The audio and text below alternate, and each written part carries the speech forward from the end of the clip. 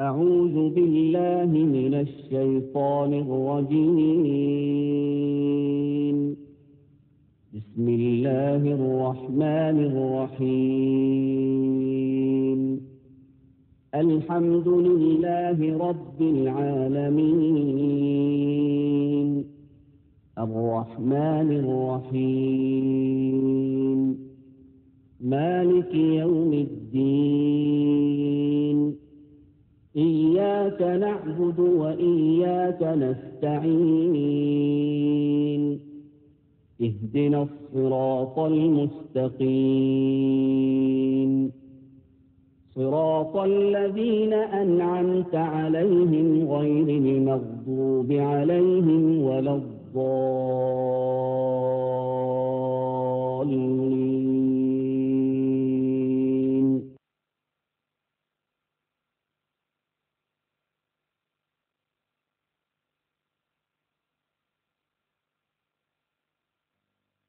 وما كان هذا القرآن أن يفترى من دون الله ولكن تصديق الذي بين يديه وتفصيل الكتاب لا ريب فيه من رب العالمين.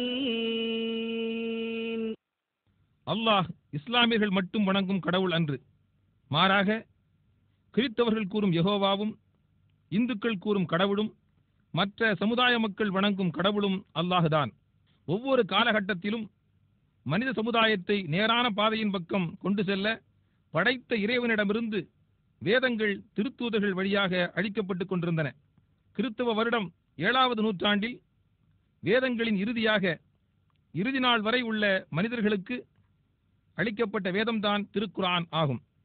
அறிவியல் முன்னேற்றத்தால் மனிதனின் வளர்ச்சி அதிகமாக இருந்தாலும் 14 நூற்றாண்டுகளுக்கு முன் இறக்கியருளப்பட்ட இந்த திருக்குர்ஆனின் எந்த ஒரு கருத்தும் தவறானது என்று இன்று வரை எவராலும் நிரூபிக்க முடியவில்லை. அதைப்போல் குர்ஆனில் கூறப்பட்ட வரலாற்று செய்திகள் 100% உண்மையானவை என்பதை இப்பூமியில் பயணம் சென்றால் நம்மால் உணர முடியும். பூமியில் பயணம் செய்து கடந்த கால வரலாற்றை படித்து படிப்பினை பெற திருக்குர்ஆன் நமக்கு கட்டளையிடுகிறது. சூரா அன்-நம்ல் அத்தியாயம் 27 வசனம் 69. قُلْ سِيرُوا فِي الْأَرْضِ فَانظُرُوا كَيْفَ كَانَ عَاقِبَةُ الْمُجْرِمِينَ. பூமியில் பிரயாணம் செய்து குற்றவாளிகளின் முடிவு என்னாயிற்று என்று பாருங்கள் என்று அவர்களிடம் நபியே நீர் கூறுவீராக. திருக்குர்ஆனில் கூறப்பட்ட கட்டளையின் உணர்வு துண்டுதலால் நாங்கள் மேற்கொண்ட பயணத்தில் எங்களால் பார்க்க முடிந்த வயலாற்று உண்மைகளைத்தான் நீங்கள் காண இருக்கீர்கள். ஆதம் அலைஹிஸ்ஸலாம் முதல் முஹம்மது நபி ஸல்லல்லாஹு அலைஹி வஸல்லம் வரையுள்ள வரலாற்று நிகழ்ச்சிகள் கால வரிசையின்படி நாங்கள் தொகுத்துள்ளோம். இதற்காக நாங்கள் Saudi Arabia, Egypt, Jordan, Oman, UAE, Iran, Armenia, Soviet Georgia, Turkey, Lebanon, Iraq, Kurdistan, Yemen ஆகிய நாடுகளில் பாலைவனங்கள், மலைகள், கடல் மற்றும் பட்டணங்களும் சிறு சிறு ஊர்களும் சுற்றி பல பல காட்சிகள் உங்களுக்கு முன் உங்கள் பார்வைக்காக வைக்கிறேன். ஆதம் அலைஹிஸ்ஸலாம்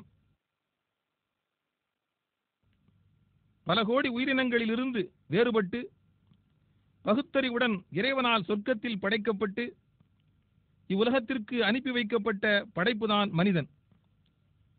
மக்காவிலிருந்து சிறிது தூரத்தில் உள்ள அரபாவிலே ஜபலுர் ரஹ்மா என்ற இந்த மலையில்தான் மனித இனத்தின் ஆதிபிதா ஆதம் அலைஹிஸ்ஸலாம் அவர்களும் ஆதித்தாய் ஹவ்வா அலைஹிஸ்ஸலாமும் இவ்வுலகில் முதலாக சந்தித்துக் கொண்டார்கள் என்பது கருத்தாகும்.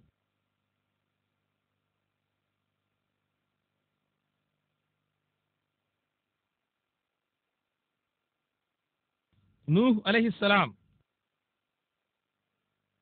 இறைத்தூதர் நூஹ் நபி வாழ்ந்த இடங்கள் இப்போது ஈராக்கில் உள்ளன.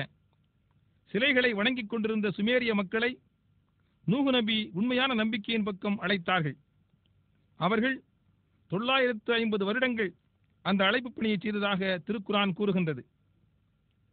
நீண்ட காலம் அழைப்பு பணி செய்தும் ஒரு சிலர் மட்டும்தான் அவரது பிரச்சாரத்தை ஏற்றுக்கொண்டார்கள். நிராகரிப்போராக இருக்கும் பெருவாரியான மக்களை அழிப்பதற்கு இறைவன் நாடினான்.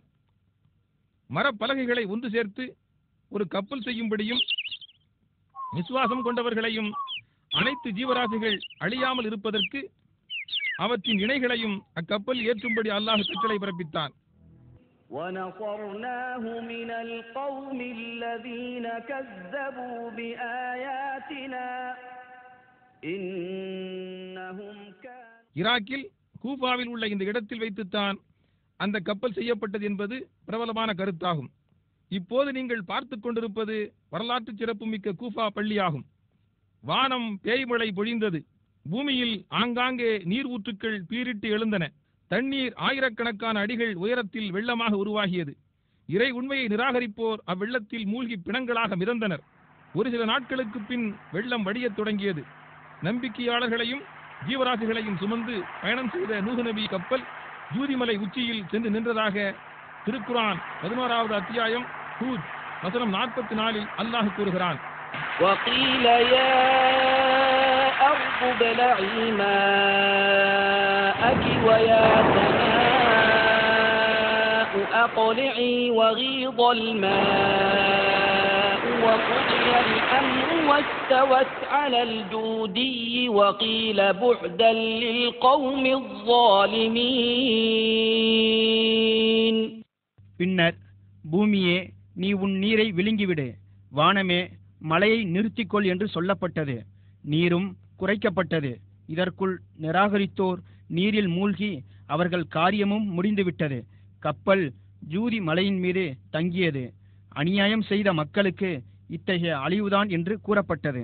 நூஹ் நபியின் கப்பல் சென்று தங்கிய மலைப்பகுதி துருக்கி நாட்டில் குர்திஸ்தான் என்னும் நகரத்தின் வடக்கு பகுதியிலிருந்து பார்க்கும் பொழுது 6800 அடி உயரத்தில் உள்ளது. துருக்கியின் கிழக்கு பகுதியில் ஆர்மேனியா எல்லைக்கு சமீபத்தில் இருக்கின்ற பனி மூடியுள்ள இந்த மலைப்பகுதியிலிருந்து 300 கிலோமீட்டர் தொலைவில் தான் ஜூதிமலை அமைந்துள்ளது. وَنَصَرْنَاهُ مِنَ الْقَوْمِ الَّذِينَ كَذَّبُوا بِآيَاتِنَا إِنَّهُمْ كَانُوا قَوْمَ سَوْءٍ فَأَغْرَقْنَاهُمْ أَجْمَعِينَ. ஆது சமுதாயத்தினரும் ஹூத் நபியும்.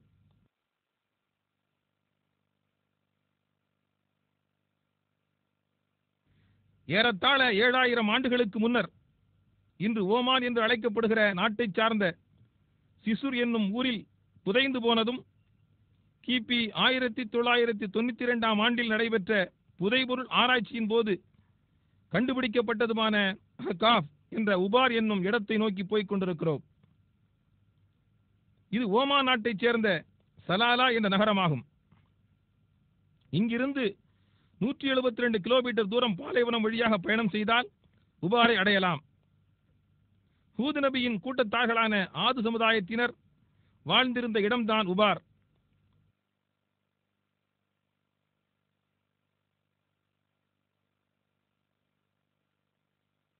மணல் குன்றுகளை தோண்டிய பொழுது கண்டுபிடிக்கப்பட்ட சிதிலங்களைத்தான் நீங்கள் பார்த்துக் கொண்டிருக்கிறீர்கள். திருக்குரான் ஹூத் அத்தியாயம் வசனம் 50 அல்லாஹ் கூறுகிறான். وَإِلَى عَادٍ أَخَاهُمْ هُودًا قَالَ يَا قَوْمِ اعْبُدُوا اللَّهَ مَا لَكُمْ مِنْ إِلَٰهٍ غَيْرُهُ إِنْ أَنْتُمْ إِلَّا مُفْتَرُونَ.